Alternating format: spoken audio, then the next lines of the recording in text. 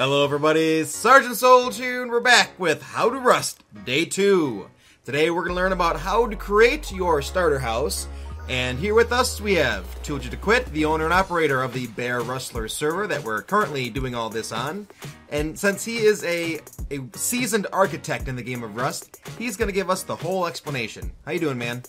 Good. So for today we're going to talk about the basics because it seems that most people get lost when it comes down to just starting out with a house, and then later on down the road their house builds up and starts crumbling apart and they get frustrated and quit. So or have some very obvious weaknesses. Yeah, we're going to try and help you out with just the basics, because if you know that, you can literally just create whatever you want at that point. So let's start with the designs. Okay. Right here, the first thing you're seeing is this wood. This is the twig upgraded to the wood form, and you'll notice on this side that it is projecting the wood where it's like at its most rough surface. If you come around to the back side, you could tell that it's really flat and it doesn't look like it's going to protect much. If you walk up to it on this side and you hit it with a hatchet, ooh, that really hurts. You could get through that house real quick. Well, if we go back to the other side, this would be considered the armored side. 1, 2, 3. It took 3 hits before I took off 1 health that time. So, as opposed to doing about 2 to 3 damage every swing on the weaker side of a wall, this one was able to protect us much easier. The same concept is going to apply to the stone wall, the scrap metal wall, and the armored wall. Now, the best way to figure it out if you get confused with these is if you look at the back. They got like a bracing. The weaker side will have the bracing. Same with the armored. This is how you can figure that out. What about the stone? The stone will have the smooth side. Oh, okay. I see. It's just it shares the same properties with the wood, where it looks a lot rougher on the armored side. The stone and wood are really easy to figure out. Alright, so now you understand the basics of walls and turning them. And if you don't know how to turn them, you could take out your hammer, hold right click on the wall, and there will be an option for rotate. You're going to want to do that as soon as possible because not every server has mods. On our server, you have the ability to rotate for a certain amount of time longer than the natural duration. But actually, there was an update today, August 20th, that says that the default is now 10 minutes after placement. Oh, that's good. Yes. Alright, so now you understand. You take a hammer, and this will allow you to rotate your walls and upgrade them. So now we're going to talk about the basics of a house, which would be this twig house. When you're first starting to build, this is what your house is going to look like if you're just going for 2 stories, something simple, not getting complex with anything. There's no walls, there's no doors, there's just a ladder for a second level. You're kind of mapping out your design. Alright, so one thing you're going to need to notice is pillars. You need to always have pillars in every single spot that you can do it. It's very obvious. It's always going to be at the corners. So we have all 4 corners. They are full of pillars, and what this does is it works on your stability. So if we go up to the second level here, and you look down at the floor, you'll notice stability 72. If I was to take away a pillar, that stability would probably be around like 30. Also, to keep into account is the terrain you're on.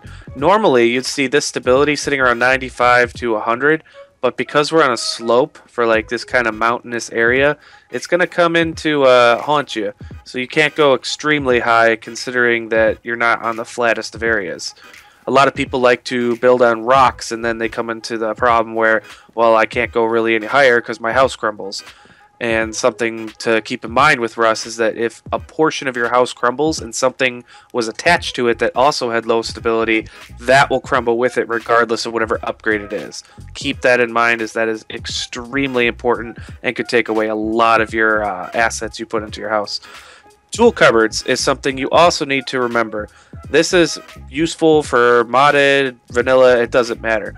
If you have access to a tool cupboard, you get building privilege. Building privilege allows you to use the /remove tool, which I'll demonstrate right now. You type /remove. Here's this pillar. I just got back 20 wood. So useful. I can get back some resources if I messed up.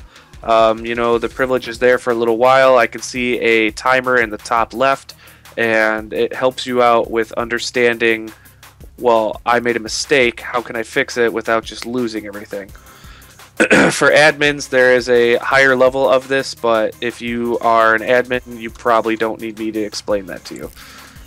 Anyway, if you have access to all the cupboards, you can essentially rip apart someone's house, which is what a lot of people do because they want the resources. If they spent the entire time raiding a big base and they get access to all the cupboards, they can now rip off your walls and they can get through your doors without needing C4, rockets, grenades. It doesn't matter because they got to all of your tool cupboards. That is the huge importance of tool cupboards. You want to hide them. You want to make sure whoever's going to have access has it right away. And then if you feel like there is someone that is taking advantage or might have access, you could walk up to the cupboard, hold down E, deauthorize, or clear list. And if you clear a list, you're going to get rid of everyone that was on there before, but you're going to need to reauthorize yourself along with anyone you want it back on there. So now that we understand the basic of this house, let's look at what a house would look like if you upgrade it to stone, which is the most common factor of what people are going to do. So we've got our walls, we've got them turned out, and as you can see, we come up here, these two walls are not set the right way. Well, unfortunate for us, right? But for an attacker, that would be really good. As you can see, we have the weaker side right here against the stairs, which is good. We want the stronger side facing out towards where the attacker would come from. But with this one right here where the window is, unfortunately the weaker side is on the outside. And that would mean that they could take a pickaxe or they could take a hatchet and they could just make their way through your house without ever really needing anything. So the biggest thing to keep in mind here is that you need your walls to be turned out the right way. I did that as an example just so you can see. But for the rest of these walls, they are turned correctly. Windows. This is another big thing. If you're going to use windows and you have bars, you need to upgrade those bars to scrap metal at the lowest. There is no stone for bars. There's only scrap metal, or sheet metal I should call it. This is what sheet metal looks like. Sheet metal will definitely help you out a lot more because the basic for the bars can be cut through regardless of whatever way it's put on. You could just take a hatchet and start wailing on that and it does a ton of damage to this wood one. But if you're going here and you're hitting the scrap metal is extremely resilient. It's going to take a while. The main reason why you're going to want to get your bars upgraded if you're going to have windows is people can jump through your house. This game is all about parkouring. You learn to just jump through every nook and cranny so you can raid people in the craziest ways possible. So yeah, that's pretty much the basics on how you can get your house going. The next video I hope to put out is showing you some designs I've learned throughout the years and from watching from videos. And hopefully I'll be able to teach you guys some strategies that will help you out in hiding your stuff. As Sergeant Solj and I have been raided by clans as big as like 20 people, and they never found our stuff, and it was only both of us. Yep. I got a couple questions before we wrap this video up. Maybe you can help explain some of these things. During the video or during this whole thing, you've kind of explained how important it is to make sure that walls are facing the right direction. Is that the same for doors as well? Absolutely. Or does the door not matter? Nope, the door absolutely matters. So if you're looking right here, you're going to see this little hinge on the back. This indicates this is the back of the door. You can tell even if you need to check by hitting it. Door's taking a ton of damage. If we go to this side of the door, not so much. So the smooth side with no hinge on the back equals that the door is facing the correct way. This is the back side of the door where it has all these bolts and, you know, it has that design, the pattern I was talking about with the metal and scrap wall. If you see like boarded up and it's not smooth, this is not the strong side. Okay. And then let's head downstairs. I had one more question. Now let's say we started with this house over here. Like this is our starting point. How do we? What's the natural order of upgrading to get to that house over there? Like where do we start? Always start with pillars. Reason being is, let's say we put a wall down. Alright, now let's say this house is about 50 feet tall in the air because that's what most people want to do. Let me ask you this. If you can't target your pillar, how are you going to upgrade it? You're going to spend about 50 feet of materials to get back up in the air? Well, unfortunate for you, that's what you're going to have to do. For some reason, the targeting in this game is still a little wonky, that if you upgrade a wall and you want to go upgrade the pillars, as you can see, they kind of just sunk into the wall there. That's not very helpful. We didn't even upgrade these pillars, so I have to hope I can sit here for like 12 hours to try and get it. But luckily for us, we're on ground level, so I see the 2 there. I can upgrade that. But imagine if I was 10 feet in the air. That's not going to be easy. I have to build up to that, and that's a huge pain. So you always upgrade pillars first. After that, you can place your walls. So let's say we have our walls. They're all upgraded. You know, we have our design, whatever we want. You're going to want to throw your doorway.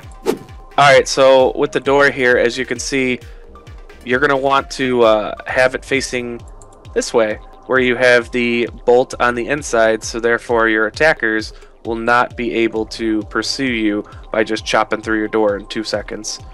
So that is the best way to figure that out, is you're going to want the door facing inside towards you. So when you're looking at it, your door is going to open inside. The stronger portion is on the outside, and it takes them longer to get through.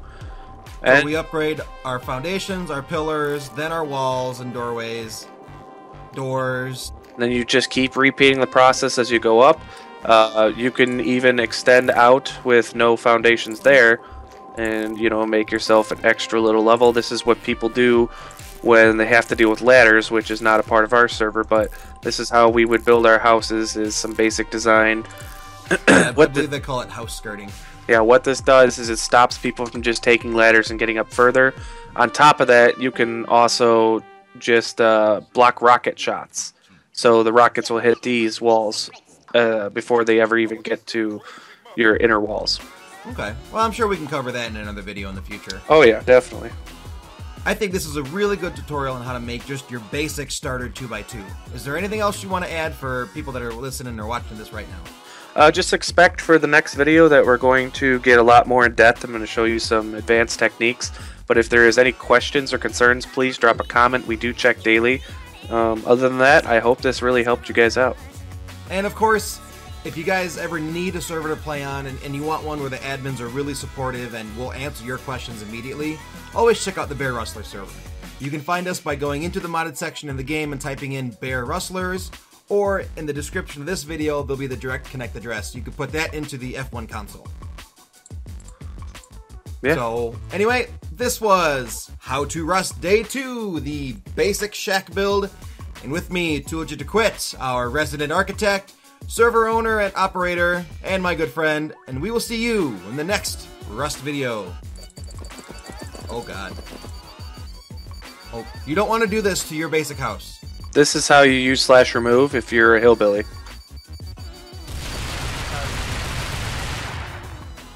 And it's gone! You missed me! You missed me! And most of it's gone. You missed. I'm still here. Alright. When I'm holding a grenade, I have a black glove on somehow. If you like the video, I know. please Ready? leave a like or a comment. If you'd like to see more great videos from the Sergeant Solj and Private Astro YouTube channel, feel free to click either of the videos on the screen. Oh, that's not close enough. Oh wait, no, it did get close enough. Cool. Oh. Well, how rude. How rude. I will survive over here. I did it again! This is the world's strongest twig. I am doubting my love for C4 anymore. Bye-bye!